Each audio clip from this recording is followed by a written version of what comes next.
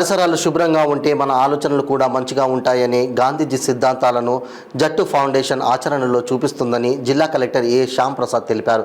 స్థానికంగా గల జట్టు ఆశ్రమంలో నిర్వహించిన స్వచ్ఛతా హీ సేవ కార్యక్రమానికి ఆయన ముఖ్య అతిథిగా హాజరయ్యారు.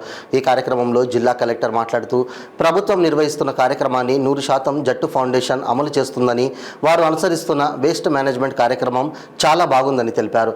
జట్టు ఆశ్రమం నిర్వహిస్తున్న కార్యక్రమాలు ఎంతో స్ఫూర్తిదాయకమని, ప్రజలలో మార్పు తీసుకువచ్చుటకు చేపడుతున్న అవగాహన కార్యక్రమాలు మరింత విస్తృతపరచాలని తెలిపారు.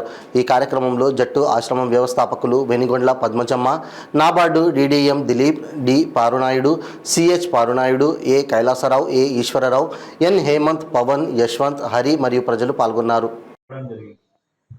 ఎందుకు చెప్పారు అంటే, ఇప్పుడు అంటే చెత్త కనబడలేదు, మళ్ళీ వీళ్ళు చెత్త, సో వీళ్ళ ఆలోచన పరిపక్వం చెందింది, స్వభావం ఆలోచన కూడా స్వచ్ఛంగా ఉంది. సో ఈ రకంగా ప్రతి ఒక్కరిలోని ఈ యొక్క ఆలోచనని ప్రేరేపించాలనేది గవర్నమెంట్ యొక్క ఉద్దేశం.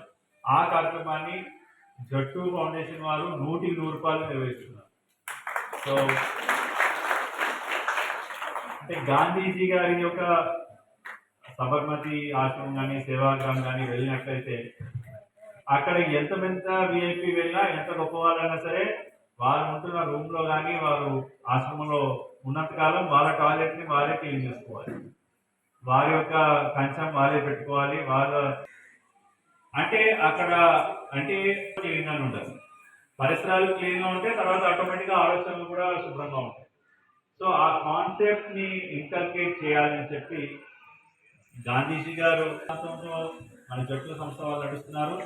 నిజంగా ఈ ప్రాంగణంలో రాగానే ఇక్కడ I really feel very happy అనమాట.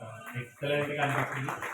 అంటే నేను పార్వతీపురంలో వచ్చినప్పుడు, ఈ జిల్లాకు వచ్చినప్పుడు ఆనందం కదా, ఈ ట్రస్ట్ అంటే పార్నాథ్ గారితో ఆల్రెడీ మాకు అనుబంధం ఉంది. బట్ ఈ ప్రాంగణం రాగానే I felt very happy, really 100% excellent performance by the children.